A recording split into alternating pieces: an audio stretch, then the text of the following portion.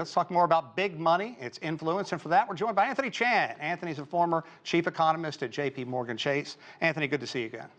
Good to see you, Sean. Okay, let's start off by talking about Elon Musk. He has emerged as quite a power broker as we really reach the 11th hour of this presidential race. His $1 million daily giveaway was supposed to have its moment in a Pennsylvania courtroom today, but the case was kicked up to federal court. I want to know your thoughts on this whole process. At one, giving this money away, and C, Pennsylvania saying, okay, let's let it continue. We want a federal court to decide. Well, Sean, I don't have a problem with people giving money away, but there is a law out there that you can't give money away in order to influence elections.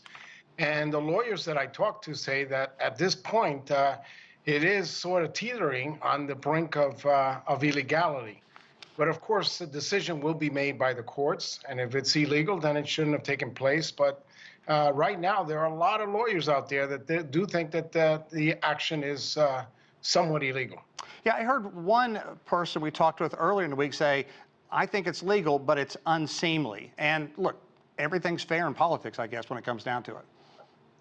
That's right. And right now, everybody wants to win the election on both sides, and they're going to do everything they can to make that happen. Okay. You can make the argument that one side has pushed the envelope a little bit more than the other, but nonetheless, both sides want to win. Yeah. Okay. What does Musk hope to accomplish? What do you think? Well, I think that if you look at the stakes, and it's not just Musk, there are other players also. If somehow their side wins, they stand to gain huge amounts of money in terms of federal contracts. And whether it's true or not, the perception is that if your candidate wins, then you'll be doing a lot better in terms of business after the elections. Yeah, it's not just contracts, it's also new policies that could go into effect that would closer gauge and guard the way, I guess, money's being spent. So talk about other billionaires and their involvement in this 2024 presidential contest. Trump has his well-heeled supporters, and so does Harris. Do you think voters are swayed by the uber rich? Well, I don't necessarily think they're swayed by the feelings and thoughts of the uber rich, but the monies or the dollars that they spend do in fact have an influence because they pay for the campaign, they pay for commercials, they pay for events. So the dollars do have an impact. But again, I don't have a problem with billionaires on either side expressing their opinions. We live presumably in a free country, and they're free to do that. But when you look at the dollars that are spent, those dollars have an impact. And in the best of all possible worlds, you would have an equal amount of funds of billionaires on either side, and therefore they balance each other out. But we know in actual practice, that's not the way it always works. Yeah, now, ironically, the most recent campaign finance reform measure was supposed to limit the influence that big donors can have in important races, but it didn't work out that way. And we talked about the PACs, the super PACs, political action committees. Your thoughts on those, and to the uninitiated, explain how these entities can just funnel tons of money to a candidate, but also do those really negative commercials that really seem to grate on a lot of voters.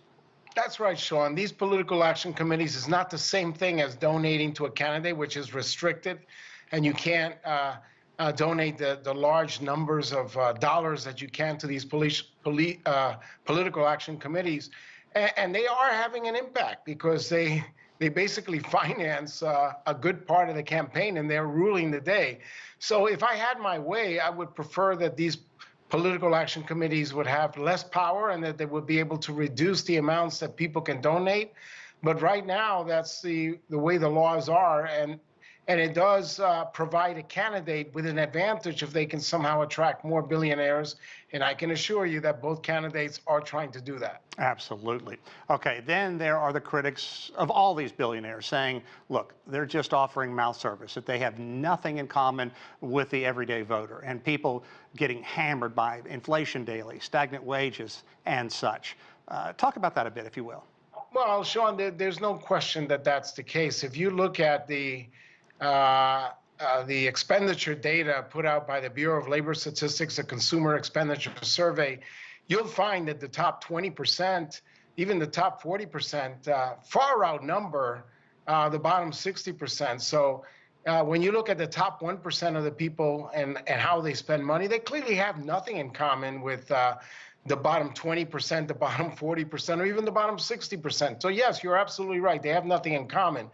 But in capitalism, we have to create a system where people have a chance to make it to the top 1%. And if they do, then we should be happy for them. It's when somehow the process is perceived to be unfair to get there that I have a problem. But if somebody moves up, I don't have a problem with that.